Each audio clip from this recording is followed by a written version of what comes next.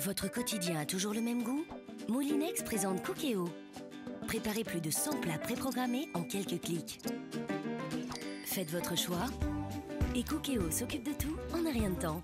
Avec Cookéo, le premier multicuiseur intelligent de Moulinex, rien de plus facile pour changer votre quotidien.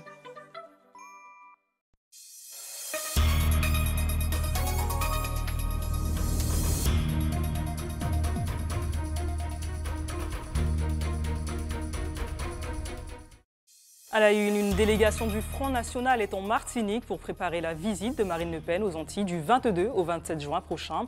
La venue des 3 membres se voulait sans vague. Elle a été quelque peu mouvementée, nous les avons rencontrés.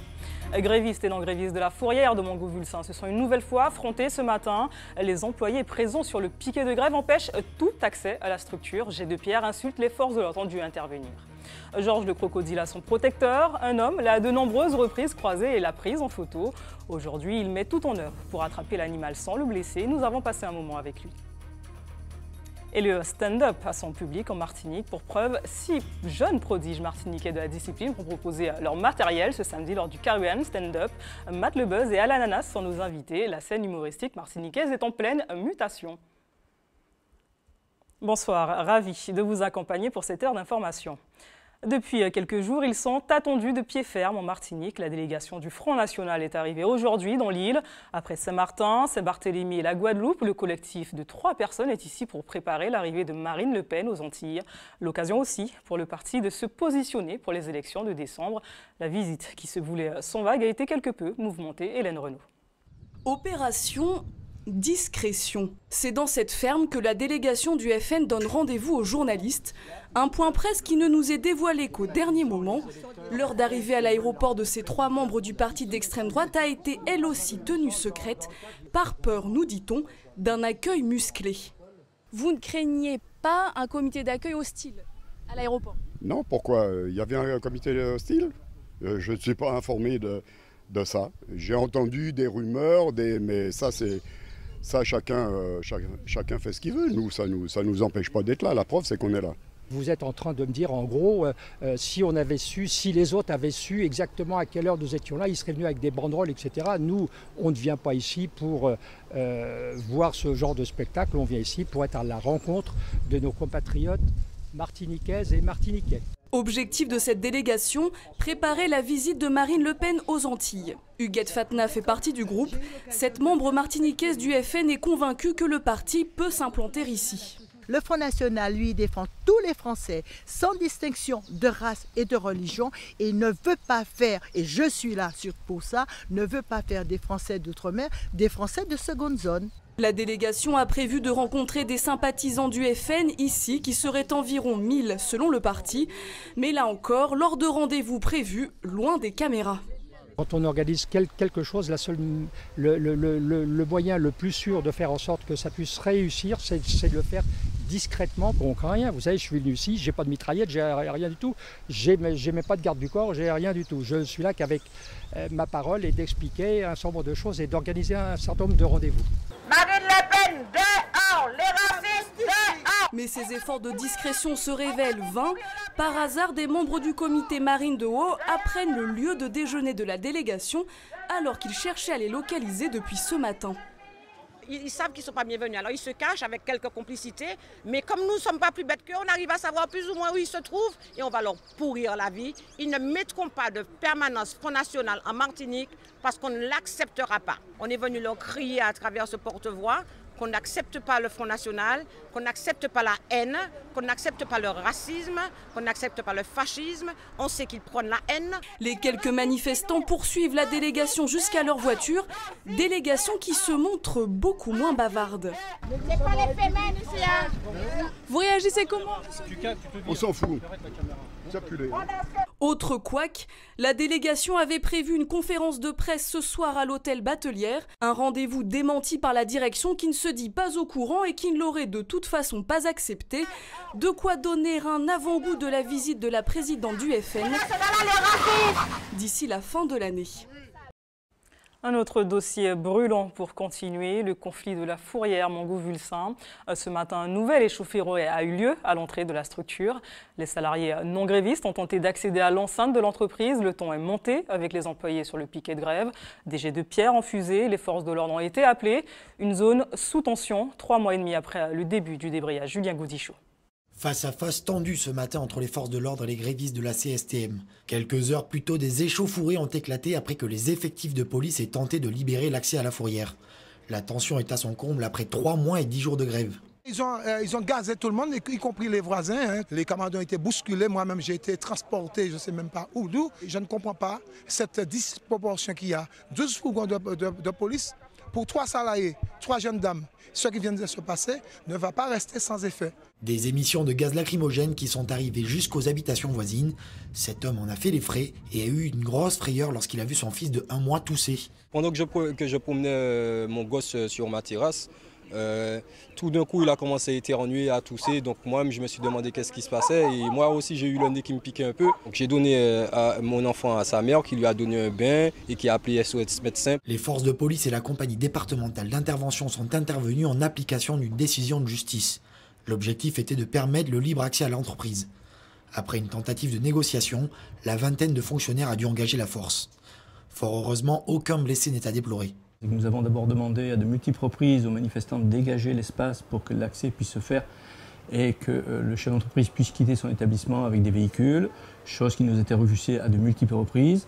Donc au bout d'un moment, après les sommations d'usage, nous avons repoussé les gens qui étaient au carrefour. Ce qui est dommage, c'est que des gros pavés étaient jetés sur les forces de l'ordre. Heureusement, il n'y a aucun blessé, ni d'un côté ni de l'autre. Des pavés qui visaient le véhicule du gérant de la fourrière départementale et de ses salariés. Le chef d'entreprise se désole de la situation et laisse présager un avenir incertain. Ils ont même été jusqu'à jeter des pierres, enfin des pavés sur les 2 véhicules, notamment le véhicule de mes salariés. Il y avait 2 salariés à bord, à quelques centimètres près. Les salariés auraient été blessés. J'ai l'impression qu'en face, on ne veut rien entendre. On ne veut pas sortir de ce conflit. Je m'interroge sur l'avenir de l'entreprise. Ce soir, la situation est revenue au calme. Les négociations doivent reprendre prochainement. Dans le reste de l'actualité, le meurtrier présumé de Cosmi a été appréhendé ce matin à Saint-Joseph. Le 9 mai dernier, un homme de 27 ans a été tué par arme à feu lors d'une rixe à Trinité. Depuis la fusillade, le tireur était activement recherché. Et pendant qu'une affaire est en passe d'être élucidée, une autre est classée. C'est le cas de l'enquête du crash de Maracaibo. Selon le parquet, la catastrophe résulte de décisions prises par les pilotes. Étant décédés, aucune personne physique ou morale ne peut faire l'objet de poursuites légales. Une décision qui vient anéantir les espoirs de l'association des victimes du crash aérien qui a déjà fait des demandes devant la cour d'appel. 152 Martiniquais avaient péri dans le crash, c'était il y a 10 ans. Poursuivons avec cette initiative proposée par l'Ordre des experts comptables. Depuis le 11 mai dernier, ces professionnels mettent à disposition une assistance gratuite pour vous aider à remplir votre déclaration d'impôt. Durant un entretien, vous pouvez poser des questions ou plus simplement obtenir un conseil pour éviter les mauvaises surprises. Plus de précisions avec Loïc Régis. Daniel se dirige dans ce bureau pour son entretien personnalisé. Le jeune homme souhaite remplir sa déclaration d'impôt papier. Son cas est particulier. L'an passé, il a connu plusieurs employeurs différents. Il est venu s'assurer que le montant réclamé soit exact. Même avec la fiche de paye, je ne savais pas trop où aller sur la feuille, vraiment regarder. Tout le monde dit net imposable, mais on ne sait pas. Donc je préfère avoir l'appui d'un professionnel dans la matière afin d'être exact sur les chiffres et pour la déclaration confirmée après vérification. Voilà. L'objectif est d'apporter une réponse aux problématiques parfois complexes pour certains contribuables. La consultation est gratuite, uniquement sur rendez-vous, une initiative de l'Ordre national des experts comptables. L'expert comptable a une mission de service public. D'accord, donc effectivement, aider nos compatriotes dans le cadre de la déclaration de leurs impôts, c'est tout à fait un rôle qui nous est dévolu. Et puis c'est toujours avec plaisir qu'on vient apporter, je dirais, partager du moins cette envie de connaissance avec celles et ceux qui frappent à notre porte. Des conseils avisés, au cas par cas et sans parti pris. On n'est pas là pour éviter à ce que le contribuable ne paye pas d'impôts, mais si la loi le permet et qu'effectivement la personne a certains avantages fiscaux et que la personne ne sait pas comment effectivement calculer ces avantages fiscaux, il nous appartient effectivement de lui indiquer dans quel sens calculer ces avantages fiscaux effectivement et dans quelle case de la déclaration mettre ce montant-là. C'est la deuxième fois que l'opération Porte ouverte se déroule dans les bureaux de l'Ordre des experts comptables. L'an passé, 64 contribuables avaient pris rendez-vous. Les entretiens sont possibles jusqu'au 19 mai, date ultime pour envoyer vos déclarations papier. Quelle a été la place des femmes dans la résistance contre l'esclavage? Voici l'une des questions à laquelle le groupe Convoi Bas Réparation vous propose de répondre. Jusqu'au 22 mai, les célébrations de la lutte contre l'esclavage et les manifestations pour la demande des réparations battent leur plein. Demain, un colloque est organisé par le collectif. On écoute l'historienne Sylvia Serbin, des propos recueillis par Anouchka Feller et Marie Tricot. Dans l'histoire, elles sont totalement absentes, notamment dans l'histoire universelle qui les ignore totalement. Or, tous les peuples ont connu des personnages emblématiques de courage et de résistance. Et parmi ces peuples, il y a eu des femmes noires et je pense que je travaille dessus depuis quelques années. Sur les Antilles, nous avons la mulâtresse Solitude qui symbolise aussi la lutte de toutes les autres femmes qui ont résisté au rétablissement de l'esclavage en 1802. Aux États-Unis, il y a eu plusieurs personnages et le plus emblématique, le plus connu, c'est Harriet Tubman, une femme esclave qui s'est échappée et qui est revenue pour libérer plus de 300 personnes en une dizaine d'années. Et attention, vous l'aurez noté, il pleut de moins en moins ces jours-ci. La Martinique est donc en zone d'alerte sécheresse. En conséquence, il faut adapter sa consommation en eau jusqu'à nouvel ordre. Il est interdit d'arroser pelouses, jardins, espaces verts et terrains de sport, de laver les véhicules et bateaux hors des stations de lavage. Interdit aussi le remplissage et la vidange des piscines ou bien encore d'utiliser les points d'eau mis à disposition par la commune en bord de mer. Pour les surfaces agricoles, des tours d'eau seront établis dans les bassins de la Lézarde, de la rivière Blanche, de la rivière des Coulisses et de la Petite Rivière. Au chapitre santé, dans le cadre de la Journée mondiale de la tension artérielle, une journée de dépistage et d'information a été organisée au CHU de la Ménard. Objectif, rappeler les bons gestes à adopter dans la vie quotidienne pour rester en bonne santé. Une manifestation qui mettait aussi en lumière les effets collatéraux et rarement évoqués de la maladie. L'occasion de faire connaître les liens entre la pathologie et les troubles de la mémoire. Écoutons les réactions recueillies par Anaïs Gallet et Elodie Toto. Donc nous, on a voulu sensibiliser les gens justement sur la prévention qui est possible autour de l'hypertension pour que demain, il y ait moins de développement en fait, de troubles cognitifs, c'est-à-dire de perte de mémoire et aussi de problèmes d'exécution, enfin de troubles exécutifs comme les savoir-faire qui ont été acquis tout au long de la vie. Or, on sait aujourd'hui que les démences, c'est un autre problème de santé publique et c'est assez méconnu en fait, du grand public qui ne connaît pas en fait, le lien qui existe entre ces deux pathologies. Et pour refermer cette page santé, sachez que vous pouvez donner votre sang demain à Sainte-Luce de 9h à 16h sur la place des fêtes de la commune. Bon coulolé, Caïman Fouchet, Cisane et puis Justin, des valeurs sûres de l'humour qui ont accompagné des générations. Aujourd'hui, l'humour c'est aussi quelqu'un qui se tient debout face à une salle et exprime son avis sur les sujets qui le tracassent ou l'énervent. Il s'agit d'une stand-up. Deux jeunes talents de la scène locale sont avec nous ce soir. Alananas et Matt Le Buzz, bonsoir. Bonsoir, bonsoir. Alors, le jeune public vous connaît assez bien. Matt Le Buzz, on vous a connu dans une parodie de pub, celle d'une barre chocolatée. Alananas, on vous entendait également sur une radio musicale dans une émission qui s'appelle La Libre Antenne. Alors, avant d'en dire un peu plus, je vous propose de regarder cet extrait. On en parle ou pas des deux Burger King qui ont poussé comme ça en moins d'un an, hein? Parce qu'on est d'accord, même à Paris, il y a quoi? Il y a un an, il n'y en avait qu'un seul. Et là, en Martinique, il y en a deux. Et en plus, le culot du mec, il est allé s'installer en face du McDonald's, le plus fréquenté de Martinique. Au calme, tranquille, le mec s'est dit, bon, au pire, il y a le pont, il va pas nous voir. On est tranquille. Mais quand j'ai rencontré ce mec, je me suis vraiment rendu compte que c'était un grand malade parce qu'il m'a dit, tu sais quoi, je suis déçu, je suis un petit peu dégoûté. Je lui ai dit, bah ouais, mais t'exagères, tu t'es mis en face du McDo de Dillon, le plus fréquenté, c'est un peu chaud quand même. Il m'a dit, non, non, c'est pas ça, c'est que moi, à la base, je voulais pas ouvrir en face du McDo. Moi, je voulais ouvrir dans le McDo. Mais carrément. Je suis super heureux. Je ne sais pas encore si j'irai samedi soir. Parce qu'il faut savoir que moi, je suis surtout venu pour le billet d'avion. Mais plus sérieusement, non, je suis très content. Je suis très anxieux. Je suis stressé. Parce que j'ai beau avoir déjà fait des scènes, chaque représentation, c'est une nouvelle expérience. Et je trouve bien qu'à la date d'aujourd'hui, on puisse s'ouvrir grâce à Internet, grâce à des scènes ouvertes comme ça. Et vraiment, je suis assez content d'y participer. Je vois que vous rigolez, mais pour combien seriez-vous capable de donner votre petite fraise à un autre monsieur? Alors moi, je vous rassure, hein, pour 1 million, on peut se lâcher, hein, sous un malentendu. Hein. Le Caribbean stand-up s'est bien passé. On a bu 2-3 petits verres. Je ne vais pas mentir, bon, voilà, on se lâche, tranquille. À 5 millions, on peut bisser si tu veux. Et un poteau à 3 peut regarder. Regardez, j'ai dit, pas participer. J'avoue que c'est sympa.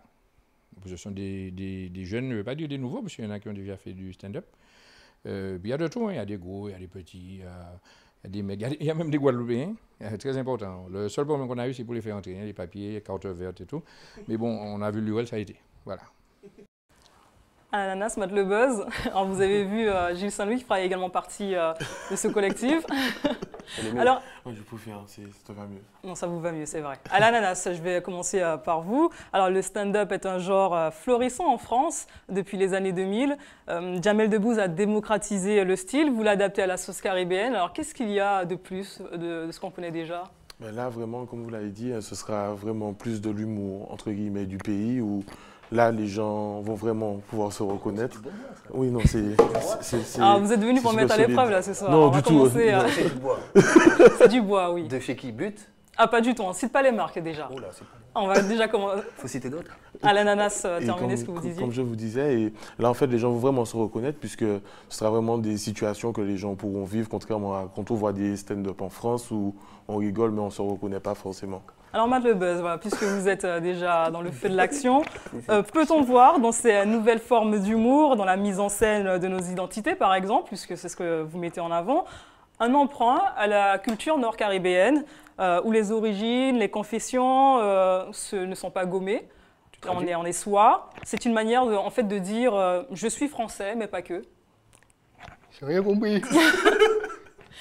Alors, Matt le Buzz, vous êtes caribéen, vous avez une identité. Ouais. Vous avez reproduit justement cette parodie d'une barre chocolatée. Oui. Pourquoi l'avoir fait à la sauce caribéenne avec du créole? Vous avez implanté une identité qui est la vôtre. Ok. Oui, avec des mots français. Ça mais je parle français, vous me comprenez bien. Il fallait juste reformuler la question. Allez-y. Pourquoi je l'ai fait comme ça? Ouais. Bah, parce que je suis guadeloupéen et je voulais vraiment que mon public... Je me sentais mieux dans cette langue-là pour le début. J'avais déjà essayé en français, mais ça passe moins. Et comme il y a beaucoup de personnes qui le font, alors que c'est un créneau qui n'est pas très utilisé aux Antilles. Donc je trouve qu'il y avait la place pour l'exploiter. Et comme j'aime bien faire rire, donc... Alors justement, c'est un créneau qui n'est pas implanté aux Antilles. Le stand-up commence à émerger. C'est Jamel Debbouze qui l'a lancé. Également Gad Elmaleh. C'est un style très nord-américain. Vous vous sentez un peu influencé par ces personnalités-là et par le stand-up nord-américain plus particulièrement? Mais moi, comme je suis nord-américain de base, oui. Oui, parce que... Oui. Puisque c'était quand même des pionniers, donc forcément on s'inspire un petit peu, pas forcément des textes, mais au niveau de la gestuelle, comment chauffer la salle. C'est-à-dire, vous avez tout copié? Je prends des mecs, je recopie leurs textes et je le redis. À la sauce caribéenne, à la version créole. Voilà, on va dire ça comme ça. Alors justement, quels sont par exemple les thèmes que vous abordez dans vos sujets? Un peu de tout, hein. C'est des faits d'actualité, c'est vraiment... tout ce qui arrive à un être humain normal en Martinique. Hein. Donc ça peut être des déceptions amoureuses, c'est vraiment tout et n'importe quoi. Voilà. Alors justement ce samedi, vous ferez partie des 6 jeunes humoristes qui seront sur la scène de la Batelière à partir de 19h. Qu'est-ce que vous allez nous proposer? Tout un chacun. Pour ça, il faudra venir regarder. Alors justement, ça sera retransmis avec des programmes courts en radio, en télé également. Donc c'est une forme de Jamel Comedy Club que vous mettez en avant. Voilà. On va pas on va pas se vanter, mais bon, c'est pas mal. C'est déjà on n'est pas loin. On n'est pas loin. Très bien, merci d'avoir répondu à nos questions. Rappelons que vous serez sur scène avec 4 autres comédiens ce samedi à 19h. Ils ne sont pas très marrants les autres. Hein. Oui, donc vous êtes un peu là pour... C'est quand même notre première partie du spectacle. À la base, c'est Matt et moi. Et... Vous aviez réservé quelque chose qui est... Continue. Et en fait, comme je vous disais, les autres, ils ne sont pas très marrants. Donc c'est juste la première partie de Matt le Buzz et moi. Donc, très bien. Voilà. Mais poursuivons, on va faire le Comedy Next, on va proposer au public ce qu'il y aura à la fin. On va juste se déplacer parce que nous avons une scène dans... Voilà. On va faire ça.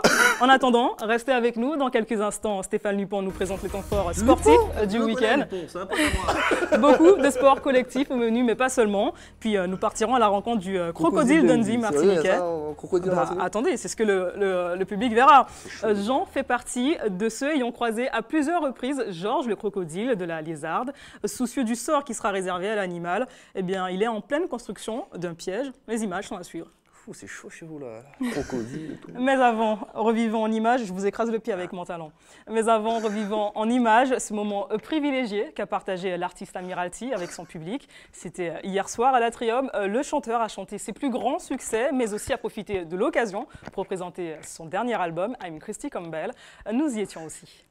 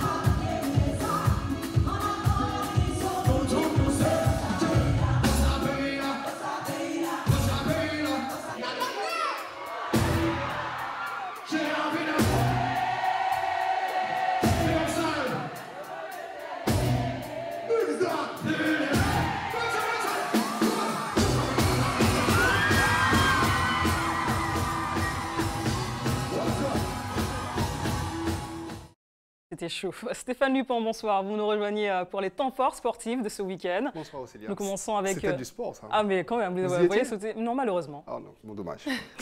Bien, ben, on va parler de sport, le vrai sport, celui qui permet de faire monter le rythme cardiaque et tout temps fort, temps faible.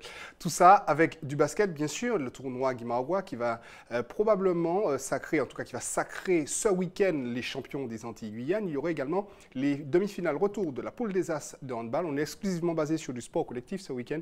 Et puis il y aura l'avant-dernière journée du championnat de football de division d'honneur. Les détails et les précisions de cet agenda du week-end sont signés Karil Chassol. Débuté hier soir par la défaite de la Gauloise chez les femmes et la victoire du Golden Star chez les hommes, le tournoi Guimarães se poursuit jusqu'à demain au Palais des Sports de Rivière-Salée. Dans un instant, à 19h30 pour être précis, la MJC Abîme de la Guadeloupe sera face au champion de Guyane, l'US Sinamari. Au masculin, à 21h30, l'ASC Tours sera opposé à l'USR. Demain, 2 rencontres clôtureront ce tournoi. À 18h chez les femmes, l'US Sinamari sera face à la Gauloise. Puis à 20h, le Golden Star affrontera l'USR au masculin. Autre temps fort de ce week-end, les demi-finales retour de la poule des As en handball. Chez les femmes, battues à l'aller, l'AS Monde des Est doit vaincre l'USC Citron ce soir à partir de 20h s'il entend disputer la finale. Vainqueur à l'aller, le réveil sportif est dans les bonnes dispositions avant le match retour demain 18h30 face à l'Arsenal. Chez les hommes, ce soir 21h30, Setan Cap 110 tentera, face à l'ASC Ducos, de valider son ticket pour la finale. Même cas de figure pour l'Étoile de Gondo, lui aussi vainqueur de son match aller face à l'UJ Redoute. Ces rencontres auront lieu au Palais des Sports de Trinité. Sport collectif, toujours en football féminin, la 17e journée du championnat débute demain 16h. Les autres rencontres se dérouleront dimanche également à 16h. Football toujours, toutes les rencontres de la 25e et avant-dernière journée du championnat de DH auront lieu demain, 16h. À noter entre autres les matchs Aiglon, Golden Star ou encore Club Colonial RC Rivière Pilote dans la lutte pour la 4e place. L'US Robert et l'US Marinoise auront également fort à faire dans la lutte pour le maintien. Enfin en tennis de table, les finales individuelles du Critérium auront lieu demain à partir de 14h30 en fonction des catégories et ce sera au hall Péliard-Donatien. Stéphane Lupin, poursuivant avec le championnat de basket Antilles-Guyane, le Guimarães. Le Guimarães, bien sûr, le fameux tournoi qui oppose les champions des Antilles et de la Guyane, donc 3 équipes, aussi bien chez les hommes que chez les femmes. Chez les femmes, ça a très mal commencé pour nos représentantes de la Gauloise de Trinité qui se sont inclinées hier soir face à la MJC des Abîmes, les Guadeloupéennes qui peuvent être sacrées championnes dès ce soir si elles parviennent à disposer de l'ogre guyanais de l'ogre guyanais, l'US Sinamari. Mais ce sera pas chose facile pour les Guadeloupéennes. Si chez les hommes, par contre, le Golden Star, le représentant martiniquais, a bien entamé son tournoi en disposant de ses tours. C'est une finale que les Goldenistes devront probablement disputer face à l'USR, puisque les Guadeloupéens seront opposés ce soir donc à la SC Tour. Si les Guadeloupéens l'emportaient ce soir, demain soir, ce sera un match très difficile qui attendra les Goldenistes. En tout cas, en résumé, ce soir, probabilité de sacre chez les femmes, chez les hommes. Il faudra de toute façon attendre demain soir. Très bien, et puis l'analyse de tous ces matchs, ça sera demain dans Sport Week-end et dimanche. D'abord Sport Week-end demain, vous avez dit, 19h40, et puis dimanche, pareil, même heure, 19h40. Très bien, merci Stéphane Dupont. L'information locale et régionale continue, plein feu sur vos quartiers, tout de suite avec votre JT des communes.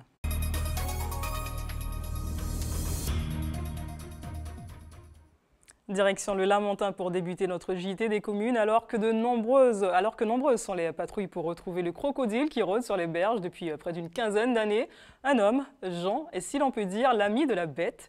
Il a croisé Georges à plusieurs reprises, l'a prise en photo et aujourd'hui il s'inquiète plus que jamais de son sort. Pour qu'aucun mal ne lui soit fait, il construit un piège pour l'attraper. Guy Raphaël, René, Loïc Régis l'ont rencontré. Sur la base nautique de Morne-Cabri, l'activité en tout cas pour aujourd'hui est réduite à 0. Depuis l'interdiction de pratiquer les activités nautiques, seuls quelques irréductibles se retrouvent sur place. Le crocodile est passé dans notre direction, dans nos eaux en fait. Le crocodile est là, dans la Mancore, mais pas là. Nous on part vers le large là. Donc on n'a jamais vu de toute façon. Mais s'il y en a un qui connaît bien le crocodile, c'est Jean, un pêcheur lamantinois qui l'observe depuis plusieurs années et qui d'ailleurs possède plusieurs clichés du reptile. La première fois je l'ai vu sur la berge, mais vraiment à terre, et qui marchait. Je pense qu'il m'avait déjà vu avant. Il a montré des choses et il s'en va. Ouais. Il fuit? Il fuit, oui. Très peureux, un animal très peureux et qui détecte assez vite les mouvements. Et puis là, j'ai préparé ce piège. Décidé à le capturer sans le blesser, il a construit cette ratière géante de 3,70 m de long. Avec la mairie, on pense en faire encore 2. On pense qu'il y a 2, mais moi j'ai vu 2. Alors en différents endroits, on essaiera pour que ça puisse aller plus vite. En attendant, Georges court toujours, tout comme les sportifs qui pratiquent leur jogging au parcours de Morne-Cabri, juste à côté de la mangrove. Ici, certains sentiers débouchent sur des berges de la Lézarde, une zone dans laquelle le crocodile pourrait se retrouver. Mais malgré tout, certains sportifs ne sont pas prêts à changer leurs habitudes. J'ai pas peur, parce qu'on n'était même pas au courant que le crocodile existait. Alors c'est pas maintenant que le crocodile existe que je vais pas venir ici. Même si on fait des petits coups d'œil de temps en temps, ça n'empêche pas qu'on soit quand même un peu inquiet. Parce qu'il est quand même non loin. En attendant la capture du reptile, l'arrêté municipal de la ville du Lamentin est toujours en vigueur et la prudence est de mise aux abords de la Lézarde. Et au Robert, cette fois-ci, l'école maternelle Lucien Laroche a dû être évacuée à l'heure du déjeuner. Un essaim d'abeilles avait élu domicile dans l'enceinte de l'école. L'établissement reste fermé demain afin qu'un apiculteur puisse procéder à l'extraction des abeilles. L'école rouvrira normalement ce lundi. Refermons ce JT des communes avec une escale au diamant. Dans la baie d'Omulan, le paddleboard vole peu à peu, la vedette ou traditionnel sport nautique habituellement pratiqué. Le principe est très simple, il s'agit d'une planche de surf ayant une très bonne flottabilité et d'une longue pagaie. Une discipline que nous fait découvrir ce soir Hubert Borny, les Michelet François.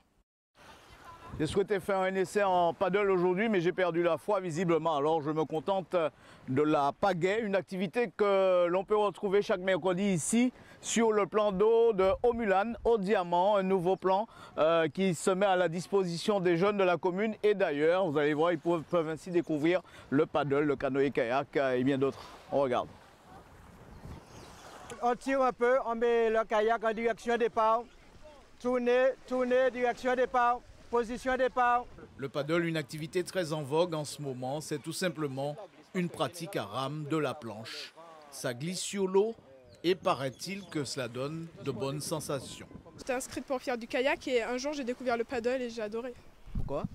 Il faut de l'équilibre, il faut de la maîtrise, de la patience. C'est quelque chose que j'aime, ça m'a tout de suite plu. Sur ce plan d'eau du quartier Omulan, le projet c'est de permettre une pratique régulière du paddle à côté des autres sports. Comme il n'y avait rien au diamant, Donc le maire a souhaité quand même qu'on lance quelque chose pour que les Diamantinois puissent se réapproprier la mer.